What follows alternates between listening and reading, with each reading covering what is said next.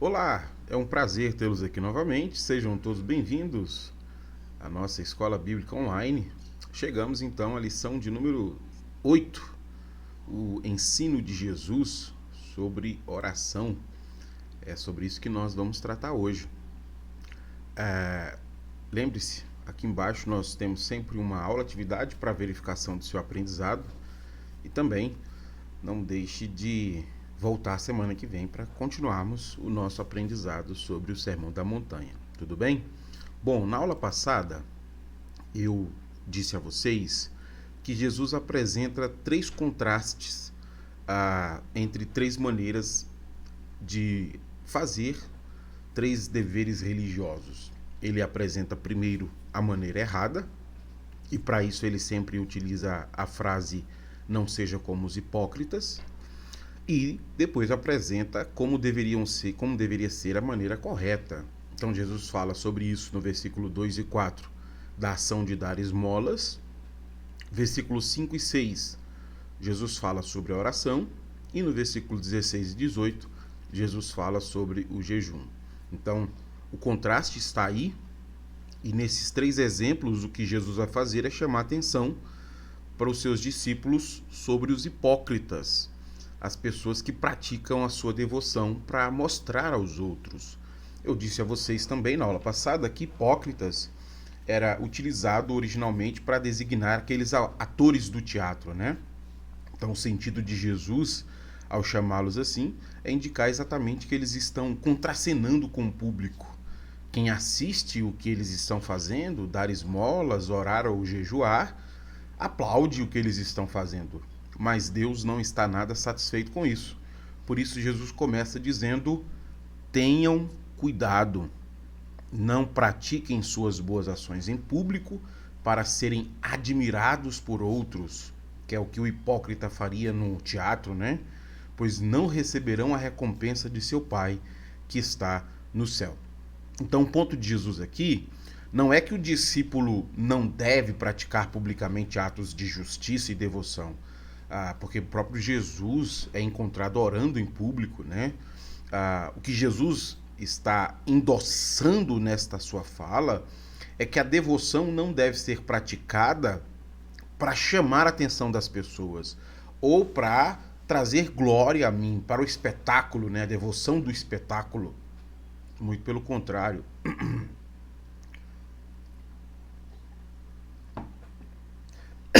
Desculpa.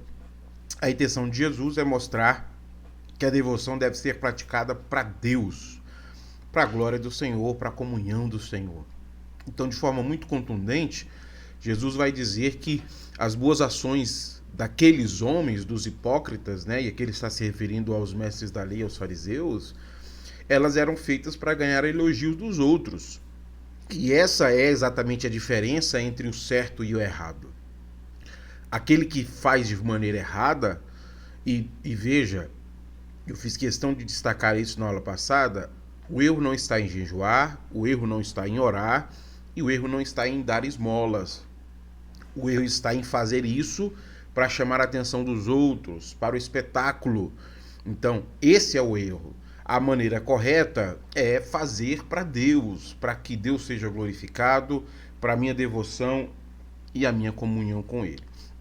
Então, na aula passada, eu chamei a atenção de vocês para a maneira errada e apropriada como se deve fazer, dar esmolas e como se deve jejuar.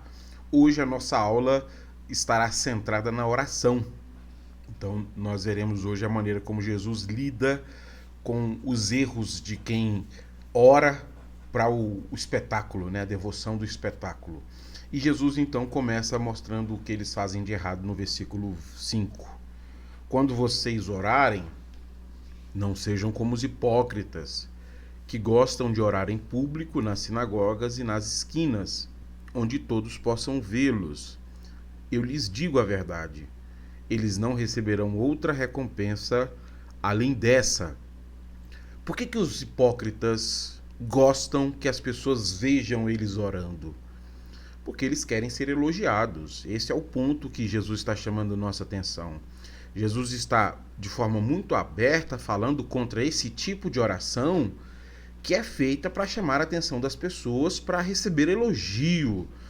Então, Jesus está dizendo que nós oramos para Deus e não para chamar a atenção das pessoas. Já que nós oramos para Deus, que apenas Deus possa ver a nossa oração, não as pessoas. E a prática comum destes homens é exatamente chamar a atenção para si, para mostrar o quanto eles são devotos, o quanto eles são destacados dos outros. Então, em uma cena específica, Jesus ainda compara, né, a maneira como ele ora, batendo no seu peito e tentando chamar a atenção para uma falsa devoção. E é contra isso que Jesus fala. E Jesus diz, olha, vocês não devem fazer assim. Tá, mas como nós devemos orar? Quando vocês orarem, olha o que Jesus diz. Cada um vá para o seu quarto, feche a porta e ore ao seu pai em segredo. Então seu pai, que observa em segredo, o recompensará. Bom, eu não sei se você compreendeu o que Jesus acabou de dizer, porque a maneira como nós entendemos este versículo aqui geralmente é uma maneira muito errada. Quando geralmente nós lemos este versículo, vá para o seu quarto, com frequência a gente pensa numa planta de uma casa dos nossos dias. Aquelas casas dos nossos dias que tem vários cômodos, né? Tem quarto, sala, cozinha, banheiro. Então, geralmente, quando a gente pensa nessa ordem de Jesus, nós estamos pensando, olha, Jesus falou para pessoas que moravam em casas como as nossas, né? Com vários cômodos, bem divididinho. Ou seja, quando Jesus diz aqui, vá para o seu quarto, nós entendemos que Jesus está dizendo de forma literal, né? Cada um ore dentro do quarto. O lugar apropriado da oração é dentro do quarto. Mas como será que eram as casas da Palestina nos dias de Jesus? Observe comigo essa imagem. Eu acho que essa imagem, ela ilustra bem o que Jesus está dizendo. Olhando essa imagem, se você precisar, você pode apertar pause no vídeo e ampliar a imagem para ficar bem próximo às duas plantas das duas casas. De um lado, nós temos a planta de uma casa típica da Palestina nos dias de Jesus. Do outro lado, nós temos um modelo de casa típico dos nossos dias, né? Bem divididinho com vários cômodos. Olhando essa imagem aí, quantos cômodos haviam numa típica casa da Palestina? Você consegue perceber que só há um cômodo? Geralmente, quando nós lemos aquela ordem de Jesus, vá para o quarto, nós pensamos, olha, muito provavelmente as pessoas dos dias da Palestina tinham casas com vários cômodos. Então Jesus está dizendo, quando você for orar, saia do cômodo de onde você está, ou saia do meio de todo mundo e vá para o cômodo da sua casa, que é o quarto. Mas muito provavelmente nós estamos vendo aí que não existem quartos nas casas da Palestina. As casas, elas são assim, um cômodo só. Então veja, nós interpretamos o que Jesus está dizendo de forma equivocada, porque nós pensamos que ele está falando literalmente do quarto, como se aquelas casas tivessem quartos como as nossas. Olha que interessante o comentário do Craig Kinner sobre isso. Jesus enfatiza que também se deve orar em segredo. Ele chama a atenção dos ouvintes com linguagem contundente, advertindo contra a procura de orar nas sinagogas e no local mais visível, as ruas. Deve-se, portanto, entrar em um quarto privado. Mas este não é o quarto da sua casa, pois a maioria dos lares galileus tinham um ou no máximo 2 cômodos. O único cômodo na casa palestina, comum que tinha sua própria porta, seria a despensa de alimentos. Então veja, Craig Kinner está dizendo assim, quando Jesus diz vá para o quarto, se eles fossem interpretar literalmente, Jesus estaria dizendo para eles irem para um armário onde fica guardadas as comidas, que é o único armário que é onde provavelmente tem porta. Então não faz sentido. Ou então Jesus estaria ordenando, olha, sabe a sua casa? Então reforma a sua casa, faz um quarto de oração. Não faz sentido dentro do contexto. A ordem de Jesus é muito específica, ela não é literal. É o sentido de a oração tem que ser privada. A oração tem que ser em segredo. A oração não tem que ser pública. Então Jesus não está falando sobre um local específico. Jesus está falando sobre uma atitude em relação à minha oração. A minha oração tem que ser privada com Deus. Como se eu fosse entrar dentro da portinha lá onde eu guardo alimento e me trancasse lá dentro. É impossível fazer isso. De igual maneira, é impossível eu orar para chamar a atenção de Deus, das pessoas. Eu tenho que orar para falar exclusivamente com Deus. R.T. France acrescenta este comentário dizendo o seguinte: essa passagem não tem intenção de proibir a oração audível em público como tal. Embora Jesus seja frequentemente retratado orando em particular, ele também orou em voz alta que outros pudessem ouvir. Então tem diversas passagens que Jesus ora publicamente. Portanto, a questão aqui não é a oração, mas o motivo. Então veja, quando o versículo 6 diz, vá para o seu quarto, o que Jesus está dizendo é que o motivo que te faz orar tem que ser privado, você e Deus. Então vá para um ambiente onde você não apareça, onde você não chama atenção para si. Não é esse o sentido. E veja, se nós recapitularmos a aula passada, nós conseguiremos perceber como eles gostam de chamar a atenção, às vezes deixando o rosto desfigurado, jogando a cinza sobre a cabeça para que todo mundo pudesse elogiar. Então Jesus diz, não, a oração tem que ser privada. Faça isso para Deus e não para chamar a atenção das pessoas. Por isso Jesus conclui dizendo a essas pessoas sobre o próximo erro que eles cometem. Além de orarem em pé, eles também são repetitivos naquilo que eles fazem. Olhe comigo o versículo 7. Ao orar, não repitam frases vazias sem parar, como fazem os gentios. Eles acham que, se repetirem as palavras várias vezes, suas orações serão respondidas. O que significa repetir frases vazias sem parar, como os gentios? Bom, isso acontece quando a gente acha que consegue convencer Deus por meio da nossa insistência. Então, o que Jesus está apontando é que o gentio ele tem um hábito pagão de achar que consegue convencer a sua divindade pela repetição. E aí Jesus está dizendo, olha, quando vocês forem orar, não façam como eles. Não ficam repetindo diversas vezes sem parar, porque eles acham que pela repetição eles vão conseguir convencer suas divindades. O Abba, o Pai a quem vocês estão orando, ele escuta as vossas orações. O Deus a quem vocês estão orando, ele não é como a estátua do Deus pagão. Então orem de maneira apropriada.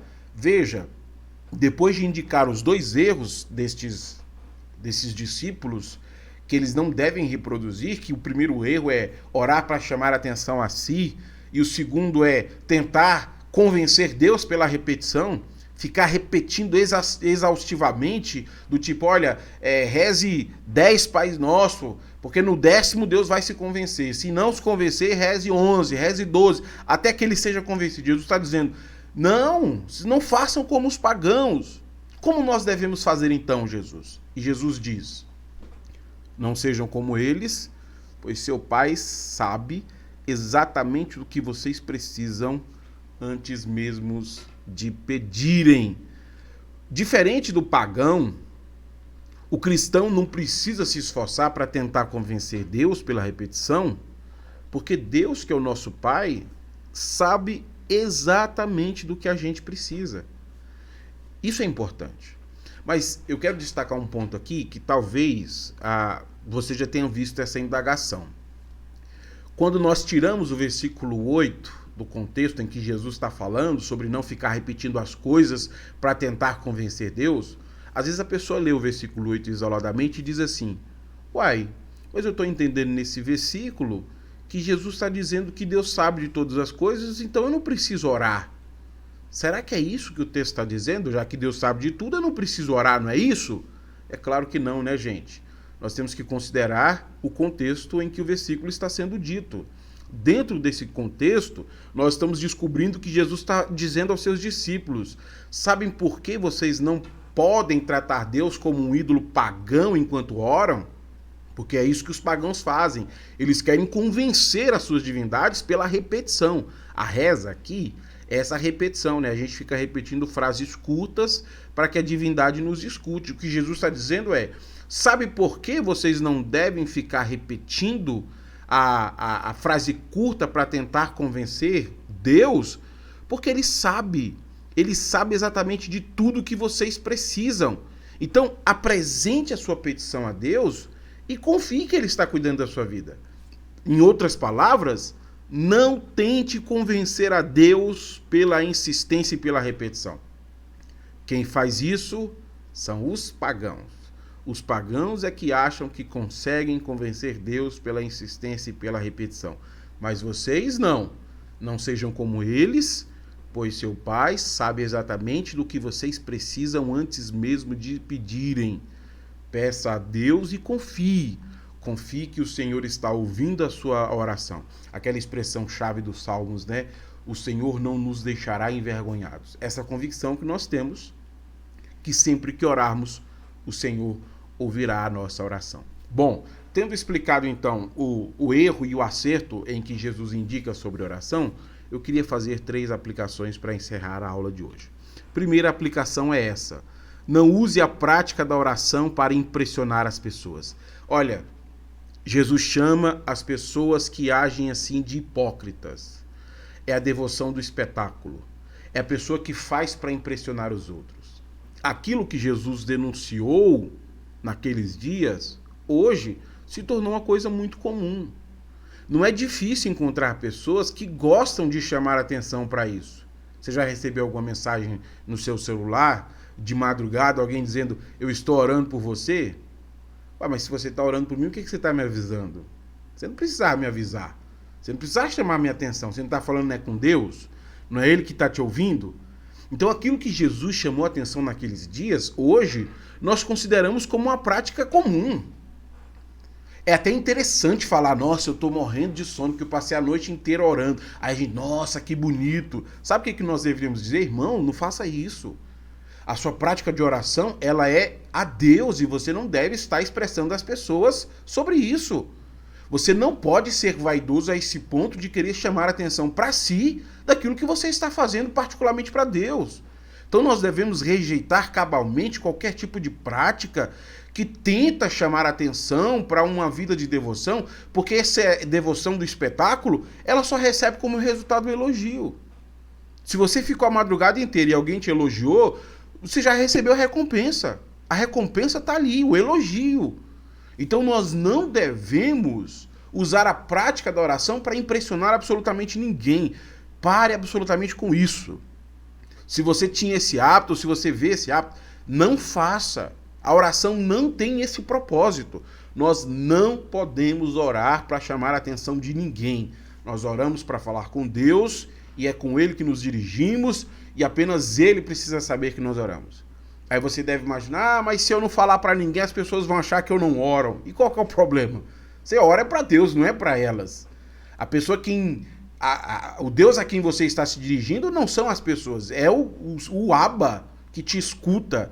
É Ele que precisa ouvir a sua oração e é Ele que precisa ver as suas orações, não as pessoas. Fuja do espetáculo. A devoção do espetáculo, ela não traz benefícios, mas prejuízos à sua vida. Você não precisa ter práticas devocionais que chamem a atenção para si. Se você for fazer, faça para Deus. Segunda aplicação que eu quero fazer dentro desta lição. Não use a prática da oração para impressionar a Deus. Esse é o segundo erro daquelas pessoas. Aqueles hipócritas acham que por muito repetirem, eles conseguem impressionar Deus. Então eles ficam repetindo as mesmas coisas e acham que por tanto repetirem, vão chamar a atenção de Deus de maneira que Deus seja obrigado a fazer por eles. Olha, isso diz muito sobre o Deus a quem você está orando. Se você acha que Deus não te conhece, se você acha que Deus não conhece a sua circunstância, se você acha que Deus não conhece a sua vida, então você não conhece Deus. Você está orando talvez para um Deus feito por mãos humanas. Porque o Deus criador de todas as coisas, ele não se impressiona com a gente. Porque ele sabe quem nós somos. Ele conhece muito bem o nosso passado, o nosso presente e o nosso futuro. Antes da palavra sair à nossa boca, ele já sabe as nossas intenções. Ele conhece o nosso deitar e o nosso levantar. Então nós não conseguimos impressionar Deus. Então você não deve achar que você vai conseguir impressionar Deus. Fuja disso. Então a relutância e a insistência, elas na oração tem um outro aspecto, não da repetição. Porque, veja, acho que é aqui que a gente às vezes se confunde. Porque Jesus nos conta uma parábola sobre quanto nós devemos ser ousados enquanto oramos. Jesus fala, olha, se chegar alguém na sua casa à meia-noite, você não importunaria o seu vizinho para que o seu vizinho lhe desse mantimento para recepcionar a sua visita? Então, se o seu vizinho abriria a porta para lhe atender, por que Deus não lhe atenderia? Se o seu vizinho que é um pecador te atende, por que o Deus Santo não te atenderia? E aí Jesus fala sobre a ousadia, né? Quando nós formos orar, nós temos que ser ousados, acreditando que Deus é bom para ouvir a nossa oração. Ele é bondoso e misericordioso. Mas isso não quer dizer que nós precisamos ser repetitivos. Eu vou cansar Deus, eu vou pedir até cansá-lo. Não, isso revela muito sobre você, não sobre Deus. Isso revela que você não conhece Deus. Por isso, não use a prática da oração para impressionar Deus. Deus ele não é impressionado porque ele já nos conhece. Deus conhece o seu amanhã. Deus sabe o que está no íntimo do seu coração. Então, quando você for orar, é isso que você precisa ter como consciência. Eu estou falando com Deus que me conhece, estou pedindo a Ele, por isso eu posso confiar. Porque aquilo que é mais íntimo e pessoal, Ele já o sabe. Eu só estou transfigurando a minha confiança e dizendo o quanto eu aguardo no Senhor. Eu coloquei uma citação final desta aula que eu acho que ela resume bem o que Jesus está a nos dizer.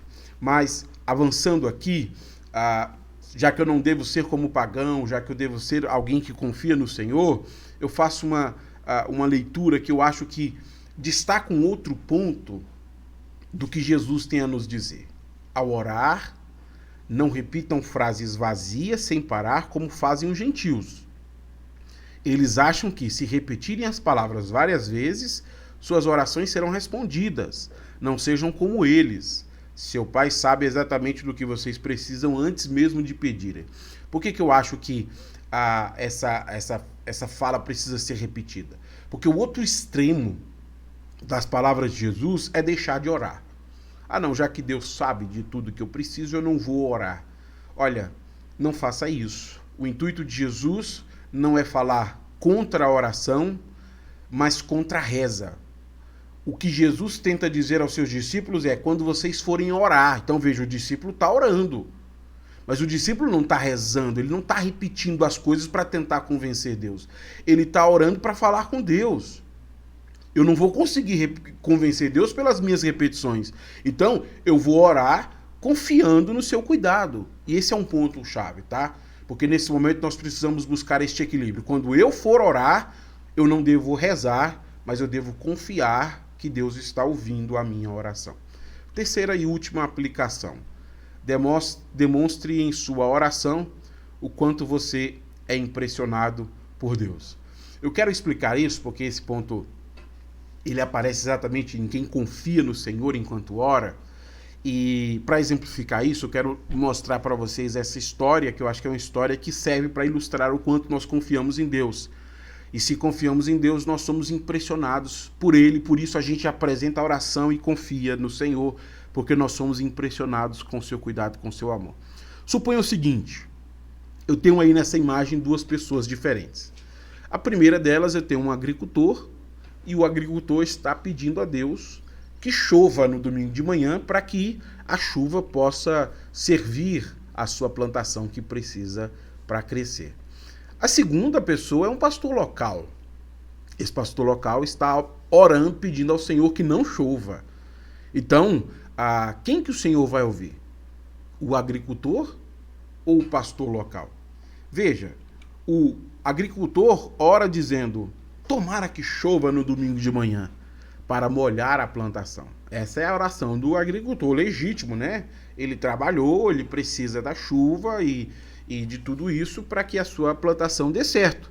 E do outro lado nós temos o pastor que ora dizendo, tomara que não chova no domingo de manhã, para que os irmãos venham a EBD. Ou seja, o pastor sabe da dificuldade de algumas pessoas se transportarem e se locomoverem na chuva, e ele está pedindo que não chova para que as pessoas possam vir à igreja, ao templo, para aprender a palavra. A pergunta que eu faço é, qual das duas orações devem ser atendidas? Essa é exatamente a terceira aplicação que eu estou fazendo. Você precisa demonstrar na sua oração o quanto você é impressionado por Deus. A oração correta, ela confia muito mais na vontade de Deus do que nos desejos humanos. Quando nós não confiamos no cuidado de Deus e nós não obtemos o que a gente deseja, nós passamos a duvidar da oração ou da bondade de Deus. Por isso, nenhum nem o outro. Eu oro, mas eu confio no cuidado do Senhor. E eu sou impressionado com a maneira como Deus cuida da gente. Ele é um pai bom. Eu não posso medir o amor de Deus pelos fracassos que me acontecem na vida. Porque Deus tem sido bom com todo o seu povo ao longo de toda a história. Eu não posso medir o amor de Deus por uma oração não atendida. Quando nós entendemos errado a oração, quando nós entendemos a oração como sendo a maneira de convencer Deus pela insistência, o resultado sempre será dois. Primeiro, Deus passa a ter o tamanho que nós damos a Ele, porque nós achamos que a oração é isso. É a minha compreensão particular de Deus. A sua compreensão particular de Deus não é Deus. É sua compreensão particular. A sua compreensão particular não revela quem Deus é. Ele é maior do que a sua cabeça pode compreender. Por isso que a sua oração não pode prender Deus a uma compreensão reducionista. Olha, Deus não fez, então ele não é bom. Como assim ele não é bom? Porque você acha que Deus é esse quadradinho fechado? Não faça isso. Quando nós agimos assim, o primeiro problema é esse. Nós passamos a tratar Deus do tamanho da nossa imaginação. Deus não cabe na compreensão humana. Nós não podemos reduzir Deus à nossa compreensão particular. O segundo resultado é que nós tornamos a oração um poço dos desejos, tornando a vida uma fantasia, onde sempre se espera um final feliz. Então a oração sempre vai ser essa moedinha onde eu jogo no poço e faço um desejo. E quando não acontecer? Reflite depois no Salmo 22, que você vai perceber isso, a maneira como o salmista começa falando sobre como o rosto do Senhor não se vira para ele, e mesmo assim ele continua suplicando ao Senhor. Por quê? Porque nós precisamos entender que Deus sempre vai nos ouvir, mas nem sempre vai nos atender. Nossa visão reduzida da vida e da existência não compreende a grandeza de Deus. O que eu estou vendo é o meu momento, a minha situação. Deus está vendo tudo, passado, presente e futuro. Eu não tenho como surpreender Deus e nem impressioná-lo. Mas eu tenho que ser impressionado por Deus e pelo seu amor e pela sua graça. Eu queria concluir então com o Ricardo Barbosa e a sua esplêndida citação sobre como orar de forma apropriada. Ele diz assim: a oração nos transforma. As nossas orações não existem para mudar os planos de Deus, mas para transformar e converter nossos caminhos e pensamentos aos seus. É para isso que nós oramos. Para aprender a confiar mais no Senhor, para perceber a maneira como Ele está trabalhando, para descansar no Senhor, para clamar pela sua intervenção, para pedir que sua vontade seja feita na terra como é feita nos céus. Por isso o povo de Deus ora. Mas nós não podemos tratar a oração como os pagãos o fazem, que a sociedade do espetáculo e do convencimento acham que conseguem reduzir Deus aos seus caprichos pessoais. O nosso Deus não é assim. O nosso Deus é o Abba. O Criador de todas as coisas é um Deus que nos ama e nós confiamos no seu amor e confiamos no seu cuidado. Bom, que Deus em Cristo te abençoe. Ninguém pode nos ensinar a orar melhor do que Jesus. Por isso, reflita mais nessas palavras, porque logo em seguida Jesus vai dar as ênfases corretas sobre como os discípulos devem orar. E eu acho que tudo isso é valioso demais para todos nós. Eu aguardo você na semana que vem para que a gente possa então avançar no nosso estudo sobre o Sermão da Montanha. Tudo bem? Até a próxima então.